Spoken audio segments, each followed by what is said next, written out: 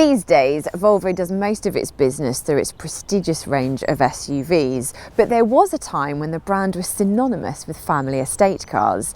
That said, estates do make up part of the range still, and this is the V90. It's the biggest of them all, and there's a lot to be said about it that is good.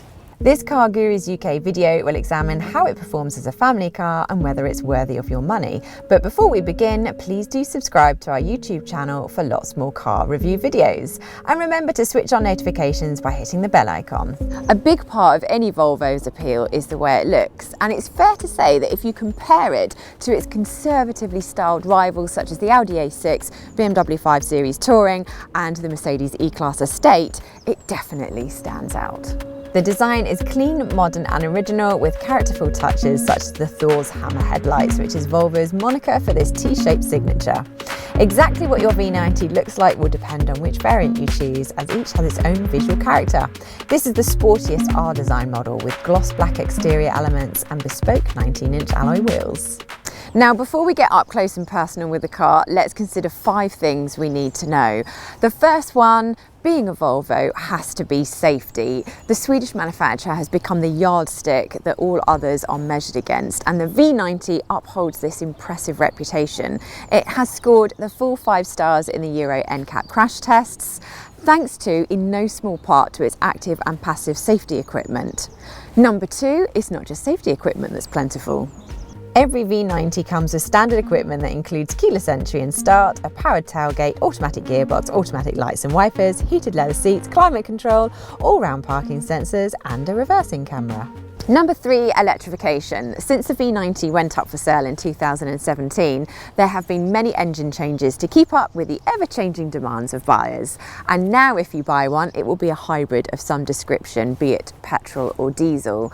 At the top of the range sits a plug-in hybrid called the T6 Recharge, and that has very optimistic fuel economy figures of 134 miles per gallon.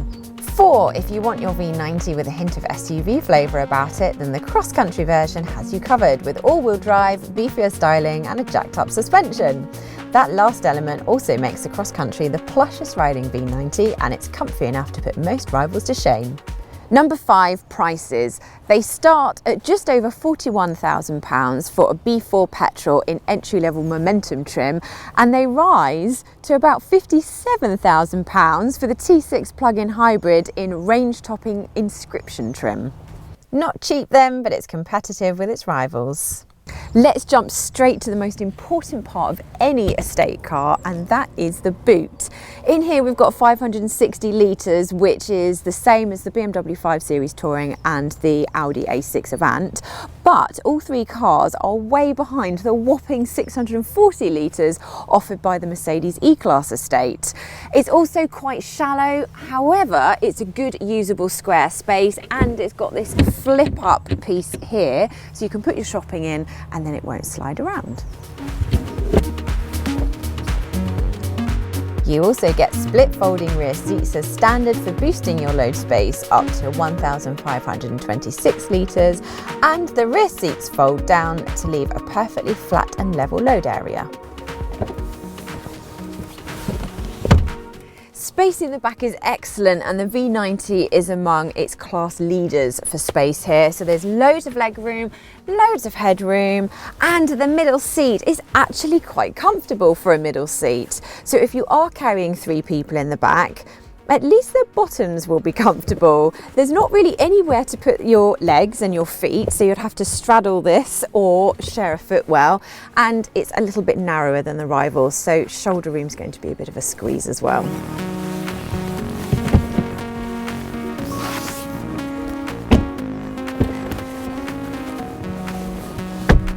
Find yourself up front and there'll be no complaints whatsoever about comfort. Volvo makes some of the most comfortable seats in the business. They're also fully electrically adjustable, which is rather good. And the steering wheel has adjustments for reach and rake, but that's manual. You'll have no complaints about quality either. The materials and finishes on show are a match for those found in the obvious German rivals. No mean feat in itself, and cool minimalist design lends an extra dose of sophistication.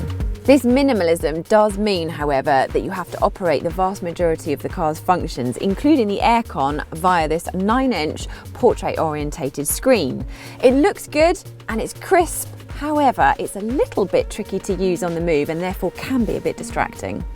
Some of the on-screen icons are a bit small and tricky to hit at a glance, and some of the key functions are also buried in convoluted submenus, making them difficult to find.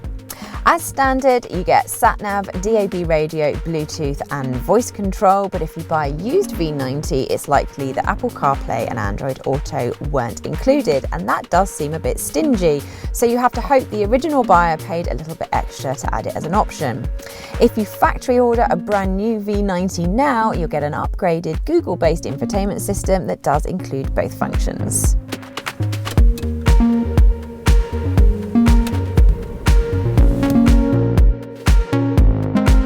Like we said earlier, the V90's engine range is complex and has a frankly baffling naming convention, which would take us all day to explain. If you're desperate for an explanation, head over to the Car Guru's UK website and check out our written review. In the meantime, we are going to concentrate on the engine we've got here, which is the T6 plug-in hybrid and is the top of the range. This combines a 2-litre petrol engine with 249 horsepower and an 86 horsepower electric motor. Deploy both power sources to their maximum and you'll scurry from 0 to 60 in just 5.6 seconds, making this a very quick car indeed. But off-the-mark pace isn't really the purpose of a hybrid. You'll spend most of your time driving it gently, and when you do, it really comes into its own. Providing you've got enough charge in the batteries, the electric motor will handle things most of the time, and it will whisk you around at a tolerable rate in almost near silence. And this makes it a very relaxing way and peaceful way to get around. You have to really bury the accelerator to bring the petrol engine into life to help out, but otherwise it just stays out of proceedings. And even when it's called into action, it cuts in so smoothly and quietly that you can barely tell. Official figures state that you can travel up to 35 miles on a full charge, which will be enough for most people's daily commute without using a single drop of petrol from the tank. That charge will take about 4 hours if you're using a 3-pin socket, which is a domestic socket, and about 3 hours if you use a 7 kilowatt wall box, which most buyers will have installed. But despite the T6's impressive blend of performance and economy, it's by no means perfect. Not only does the car feel very heavy on the brakes when you're slowing down or stopping, but the pedal is very hard to modulate and has a disconcertingly detached feel. Otherwise, there's a lot to like about the V90's driving experience. On the standard suspension setup, there's a decent blend between comfort and control. It's absorbent enough to keep life civilised, and while it's not as polished as a BMW 5 Series Touring in the corners, there's still plenty of grip and predictable responses. The R Design we have here would ordinarily get a lowered sport suspension that trades a bit of suppleness for some extra sharpness, but on this particular car it's been replaced by an optional suspension with adaptive dampers all round and self-levelling air suspension at the rear. It will cost you an extra £1,500, but if you care about how your car drives, it's money well spent. It makes it smoother with less bumps finding their way into the cabin, and it improves body control and therefore handling. It's not quite as dynamic as its rivals though, because the steering is a little bit vague and it's not quite as eager to change direction as those rivals.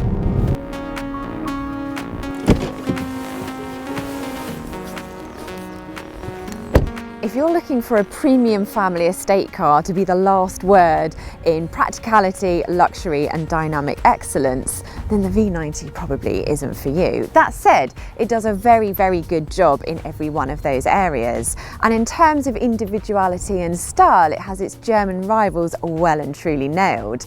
So it's an impressive all-rounder and should be a very good car for any family to enjoy. We'd love to know if you agree with our verdict on the Volvo V90, so please do tell us in the comments, and remember to like and subscribe as well. Browse our channel for more new and used car reviews, and to find a great deal from a top-rated dealer on your next car, head over to cargurus.co.uk.